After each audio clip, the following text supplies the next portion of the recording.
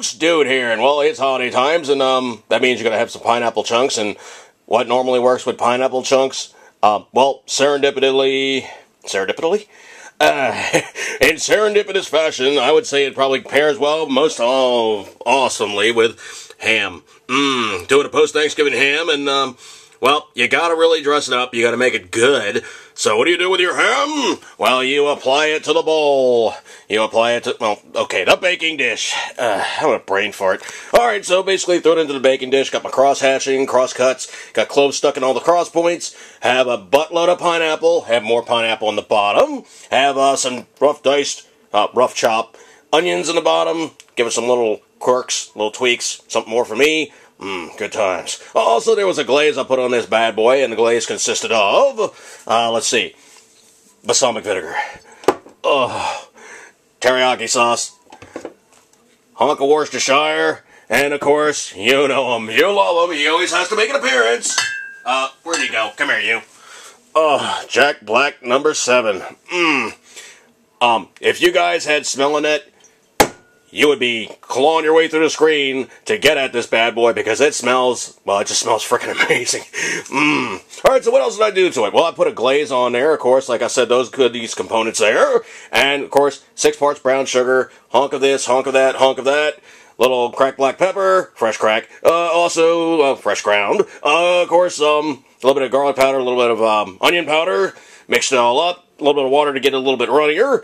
Painted it on this bad boy. Some accidentally did wind up on the pineapple. I'm going to have to deal with the after effects on that one. But, for all said and done, I think we'll soldier forth, and Mr. Package is going to be delicious. But first he's got to wind up in the oven and do his thermal activities. Good times. So I'm going to do it before and after. You guys can see what this puppy looks like when we're done. Good times.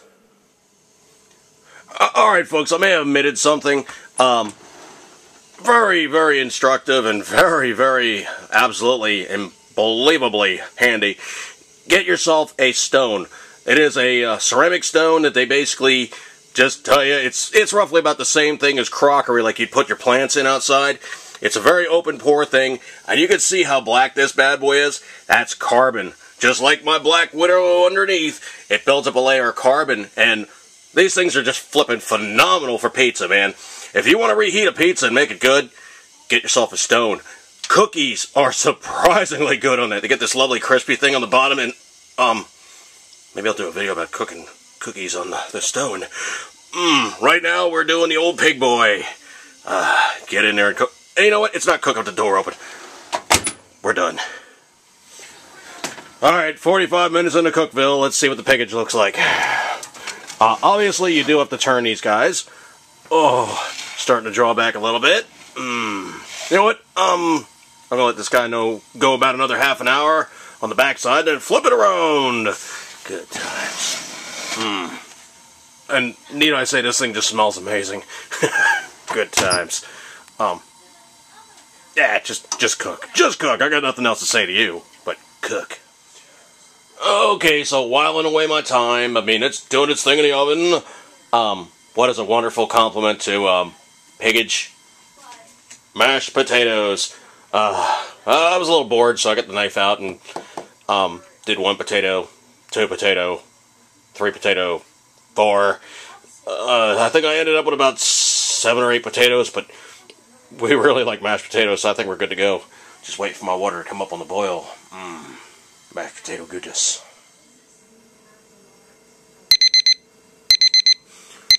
Well, you know what that means.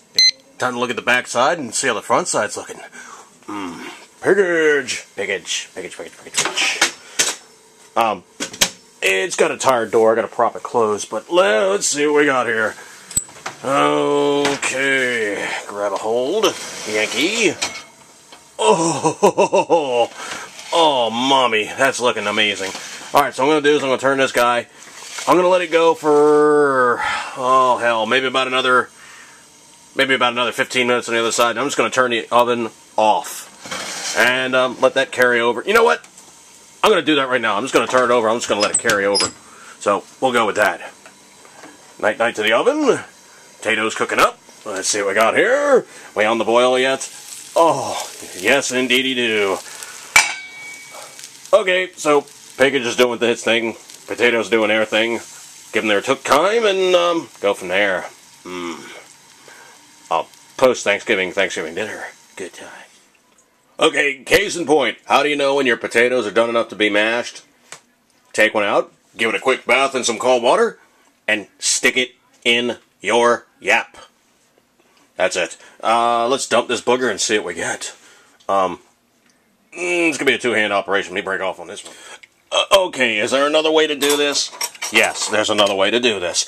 You find a piece, you stab it with your fork, thusly, and if you really can't pick it up, or it just pops back off and it crumbles nicely, that is the makings for some mashed potato goodness. I'm going to dump it back in the pot and go on to the next step. Alright, now you got these other guys going, oh yeah, I use my blender, I use my whisk, I use my this, that, and the other thing. What do I use? High technology known as a masher. Okay, so basically I always leave skin on because, well, you know what? That's a lot of good nutrition. Why are you just chucking it away? Don't chuck away good nutrition. Get them about half mashed. Don't basically beat your potatoes in the wallpaper paste. Don't do that. That's just disgusting. Alright, so what I want to do here is I want to go for about something akin to looking kind of like, about the consistency of a riced potato. That's a device you basically squeeze it in and it makes these neat little kind of, almost like strands of potato. They're called riced because they look a lot like rice. Hence the term riced potato. Alright, so I'm going to basically break off on this one and add some fundamentals and you guys will see what I'm adding to the potatoes to make them extra, extra good. Good times. Okay, so in no particular order, the better part of about a half a stick of butter, bunch of pepper. Let's see here, about a half a teaspoon of sea salt.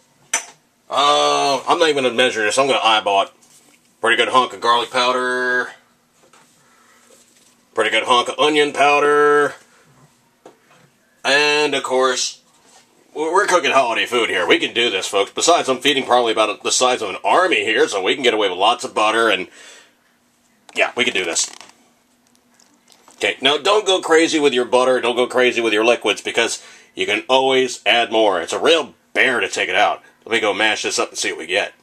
Also, taste as you go. Always taste as you go. Easy to put in, hard to take out. Alright, so I basically doubled it up on my spices because it just didn't have enough. How do I know when to stop mashing? Basically, if you go and you push and it gets resistance and you basically have a good form, that's it. Do not beat it until you have library paste. That's just nasty. If it has the same consistency as instant, and it was real potatoes, you're a dumbass. You ruined your potatoes. Let me give these guys a test drive. And if you do this right, you do not need gravy. Just give me 1 second here. That's perfect. If anybody wants to add more salt and pepper, they can. But if they want to add more butter, they can. But as a starting point, that's perfect. You really don't need to add much more to that because that is so good. Have the essence of the pepper, the salt, the garlic, the onion, but it still tastes like potatoes. Oh, I forgot the butter and a half and half. Good times. Alright, I got this booger stripped down. I basically cut off some of the cubes of yumminess, also known as the skin. You know what? To me, that's a holiday hors d'oeuvre. Just give me 1 second here. Yep, that's scrumptious. That's the glazed skin, back in the fat, and of course, this lovely piece of glazed pineapple. I'm going to start hacking this sucker up and slide some pieces of Mrs. Dude and some of Mr. Me, and we're going to tear it up.